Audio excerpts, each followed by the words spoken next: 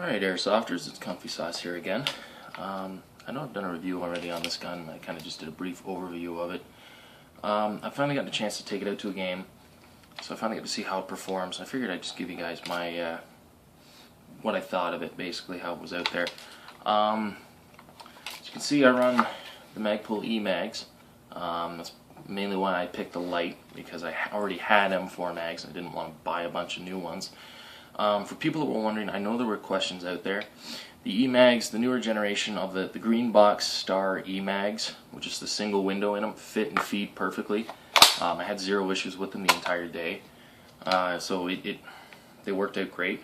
The 75 rounders are really, really nice. Nice balance between, you know, somewhat realism and not getting outgunned by the high cap lamos. So as far as it was out there, I noticed the range was not that good. I don't know whether just the hop-up was cold. I mean, I live in, well, southern Canada, and the day I went out to the game, it was about minus 10 degrees Celsius, so I think that's around the 30s or somewhere around there in the States. In Fahrenheit, I'm not entirely sure.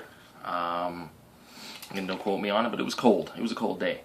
So I know a lot of other guys were having hop-up issues that day as well, so it could very well be that was the only reason. At first I thought I was having a bunch of feeding issues. I was getting jams, misfeeds, la-di-da-di-da. It turns out the hop-up on this guy is very sensitive. Like once you go above, you know, from starting at open, if you bring it more than a third, I guess, on, that's when you start to get jams and misfeeds. So I had to crank the hop-up way back and slowly start again. And it is very sensitive to just small adjustments, so keep that in mind. It's quite sensitive. But with that being said, once I got it dialed in, I mean,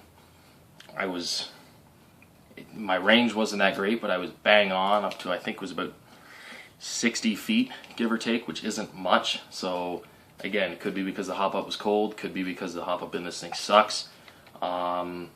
I know I plan on getting a Miracle Barrel put in this thing. I've been hearing lots of good stuff about them, so you know, bear in mind that might be a big help.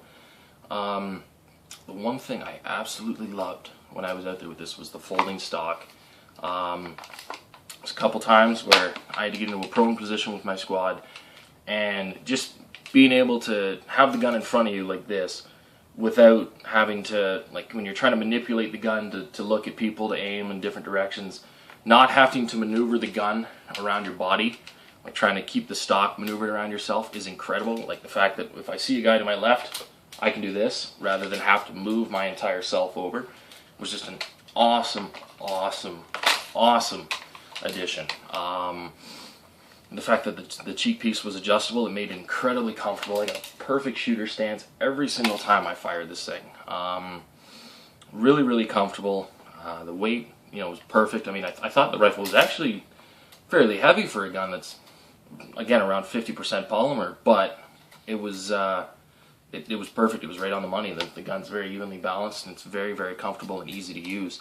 I love the ambidextrous features because, again, if the stock's folded, you've got no access to that right side mag release. So having the one on the left, I had to do mag changes, and it was perfect. It was nice and easy. Otherwise, the gun held up well. There was no scratches or anything like that in the body. I mean, this gun's not new. You guys have probably seen it before. You guys have looked at other reviews. I'm sure many other reviews are far better than mine, so I'm sure you guys have already checked them all out. You know that VFC is a high-quality manufacturer. You know they're making really good stuff. So they do a fantastic job. Like, I can't recommend the gun more to anybody looking to get something that's a great AR platform that's not an AR. Because again, I mean, you can do just about anything you can on this that you could do on a standard M4 with a rail set on it. You know, like all the front and rear stuff, like all the you know, anything on top, anything on the sides. You can't really, I guess, you know, you couldn't mag pull this thing to the nines with a, you know, MOE stock and a pistol grip or anything like that. But as far as actual external features on this thing, there's plenty of stuff you can do, and I mean, it's a phenomenal rifle for that. So again, guys, if if you're actually seriously considering buying one of these, I highly recommend it. It was an awesome, awesome purchase. Absolutely loved it. The battery space is a pain. I know a lot of other guys have said it too. It's small. It's not the greatest. I will point out too, because I noticed a lot of other reviewers have not noticed, there is a retaining clip on the push pin. It is on the inside of the stock. So if you pull the pin out and pull it all the way out, you could potentially lose that retaining clip somewhere in the stock. And that's what happened. When I bought the rifle, the person demonstrating it to me pulled that pin right out. And I was amazed. I found the retaining clip again, but that was when I realized there's a retaining clip here. So it sits on the inside of the rifle so that when you have the butt pad on, the pin, I mean, unless again you reef on it like he did, the pin will stay in the stock. However, it's a pain to deal with. You've got to manipulate the stock around that pin, on top of all the wires and stuff. So getting a battery in there is a pain. But once it's in there, I mean, once you've got that butt pad on, I mean, you know, assuming you don't have to change out batteries during the day, I had no issues. I mean, I could, with a little bit of fiddling, I could retract or compress the stock all the way in. You know, it would depend on what kind of battery you're using, whether it gets stuck or not.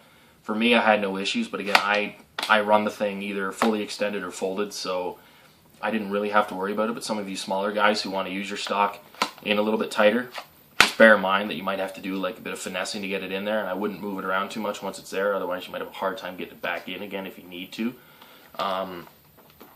Otherwise, yeah, it was an awesome rifle. It worked really, really well. I got, you know, my fair share of kills for the day, and it wasn't half bad. It was a lot of fun to use.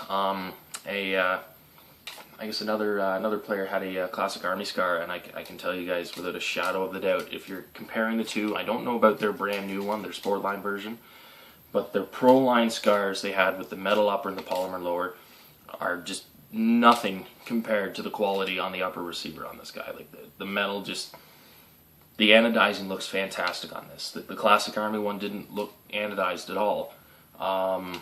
So this one is absolutely gorgeous. I've seen the black, I've held the black as well. They both look fantastic. If you're a fan of black guns, you're not going to be disappointed with it as well. It looks phenomenal. So, without further ado, I am Comfy Sauce. I hope you guys pick up this rifle, because it's well worth the cash you'll pay for it. And, you know, keep airsofting and have fun.